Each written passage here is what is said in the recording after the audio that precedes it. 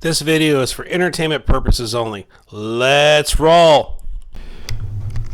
Yeah, I gotta make some content for the channel. Okay, so I got some old blades in here. I'm gonna go through and kind of show a few of them here in a minute. But yeah, this is the table. You remember the table? Plexiglass on the bottom. I gotta take the plastic off of here. That's the inside there. That's the cubby holes. I stained those too. I didn't do all of the process of me staining on here. Over here is the box. I stained this. Then I got a copper color on the base of the grinder for the grinder base. And over here, I painted it. Oh god, this thing came out looking like Pepto-Bismol, and it thought it would be a lot redder. It's more of a pink.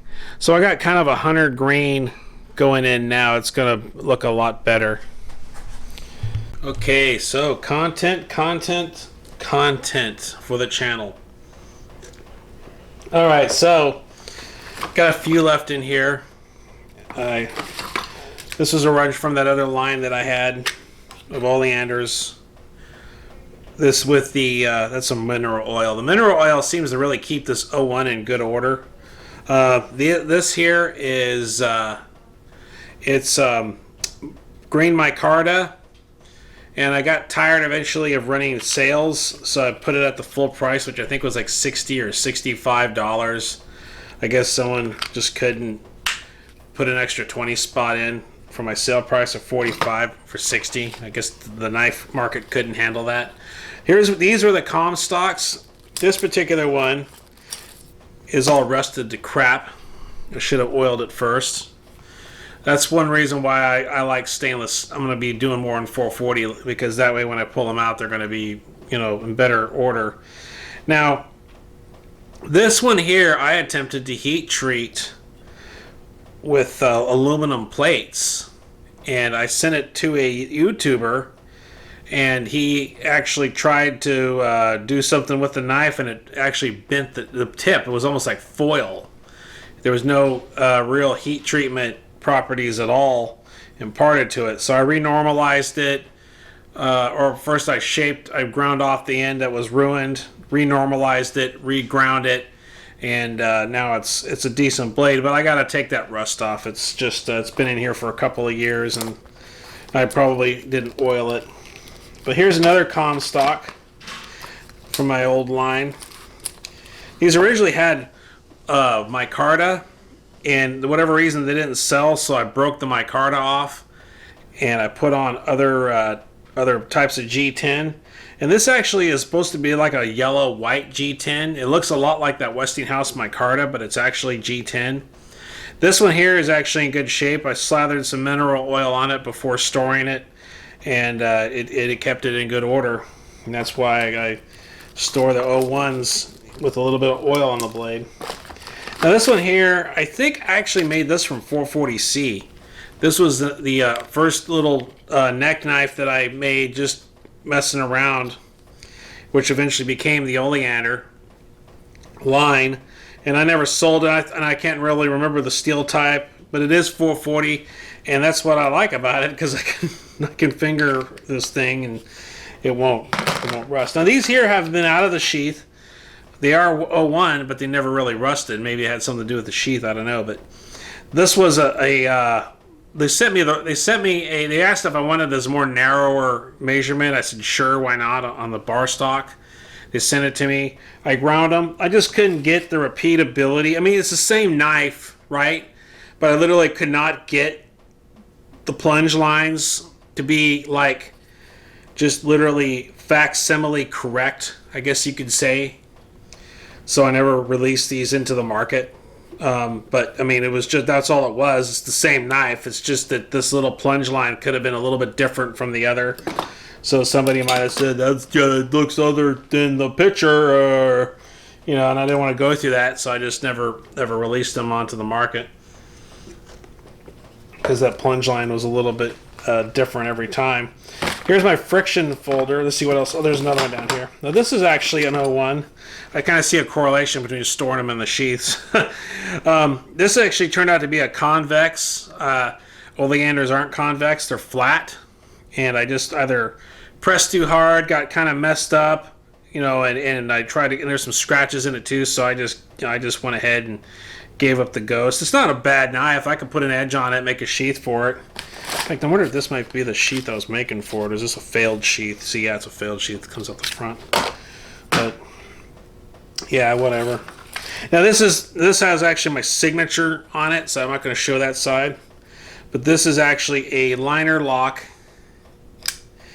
that I made from titanium, G10, and the pivot pin and the thumb stud were from a knife supplier. Everything else was all locally sourced hardware, and you know, I don't know if it has a hardened rod or whatever it is back here. But the blade is ATS 34. It was heat treated with conventional heat treatment, but if I drop it on the tip, you can actually see it's a little crooked there. It's very ductile. It'll actually form like an actual J on the tip if I drop it directly on the concrete when I used to do my drop tests. But the weird thing was I would still be able to use it and cut with it, and the edge still held. So it was kind of odd, I thought. And it was actually I was heavily influenced by Alan Olishwitz back then, and I think some of the attributes of the 910 Striker, some of the attributes from the 910 Striker might have carried over to this knife. So, yeah. But that's the other side closed. And this here was another liner lock that I did. And this is actually one of the first jobs on the new channel, is going to be a reblading. I have about, I think, what was it, a 3/6? How thick is that blade? Do I have my measuring tape in? I think like 3/16 D2 blade by 2 inch. I'm going to pull this blade. I'm going to basically, you know, imitate the pattern inside of here. You know, this part of it here. Fit that up with the frame. Put some more narrower pillow bushings in there, or pillow bearings. And I'm going to do a reblade. I'm going to put a reblade in here, so it's going to be a lot wider. Because see all that gap that's down in here? There's a lot of gap between that, and I'm going to fill that out. It's going to be a bigger D2 blade. I'm going to have a higher grind on it too. So I might go with a clip point. I might go with I don't know maybe a cigar tip. I don't know what I'm going to do, but it's going to look pretty sick. This is actually, if I had actually gotten these two holes maybe a little closer together, I could have set this clip up. But this clip is actually where the holes go. I mean, the bolts go through the spacer to hold it in. And they come out the other side. And I put, so in other words, there's actually two bolts that go through here, and they're capped off with a nut. Then I took a piece of black G10 as a spacer. Actually went in and drilled behind that, and put that on top of these two bolts, and then used the excess thread to put the clip on it, and then cap that off. I don't know if I would ever want to go that route to make a liner lock. Hindsight being what it is, I absolutely had to have a lanyard hole, had to have a little paracord on the end, some kind of bead.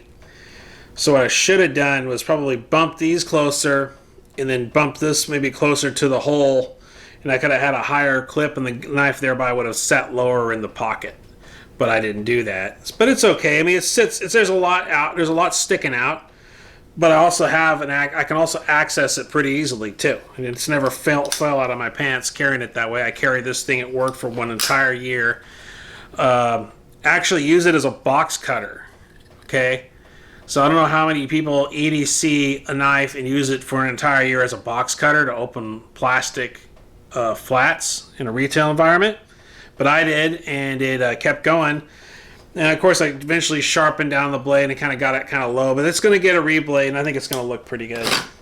But that's kind of what I had on stock. Oh yeah, in my friction folder. This is actually a piece of this piece of Kydex is pretty fun because I really wasn't that good at fitting Kydex. I mean, I could fit Kydex, but so what I did was I took a mill bit that was ball shaped, put a little depression in there, got a marble, and then when I went ahead and shaped this thing, I set the marble on there, stuck it in the Kydex press, and that's how I got the lock. So it would basically go back in here, and then it would catch that thing, and it would lock in like that. So this is 440C, and I've chamfered all the edges and the inside. And then the ones that I made and sold, I sold 2 of them. And what I did with those was I actually ground back off of here and actually put a gap in here, so basically the flats had room to move. So like the bearings and the spacing was actually integrated into the handle itself. I didn't use any bushings. And this thing, I made this thing back in 2013. I carried it also at work for quite a long time. If I actually were to change off, it would be between that liner lock and this, and then I carry this almost for several months, just exclusively this. And it works pretty good. And in fact, I ran into a friend of mine at his other job that actually had this riding in his holster. Still to this day, he carries it, and he says that the friction on this thing actually still holds, and it hasn't had been adjusted one time. And on his, I went a little more refined. I actually went in and rounded that out on the inside, took the edges off with a more of a chamfered edge, so it kind of looks a little more intentional. This one here is a little more cruder, but I actually went in and refined theirs a lot more when I made them for sale. But that's my friction folder. And I never really, was one thing that YouTube kind of showed me was the merits of a friction folder, because I mean, you know, I can carry them almost anywhere, you know. I mean, there's a lot of countries that traditionally don't allow for cutlery to be carried, but a lot of them will allow for non-locking cutlery to be carried. And so, you know, when I was, you know, thinking pretty much anywhere I went, you know, nobody would monkey with me for carrying this. So, I mean, not legal advice though, so just to let you know. But it's been good. It's brass hardware in it. You know, still held up, hasn't oxidized, no issues. And I carry it in that sheath.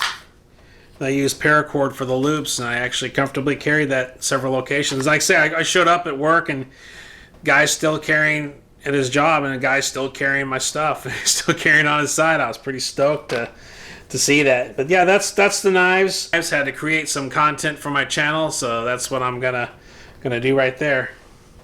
Don't worry about the haters. Just let the haters worry about you.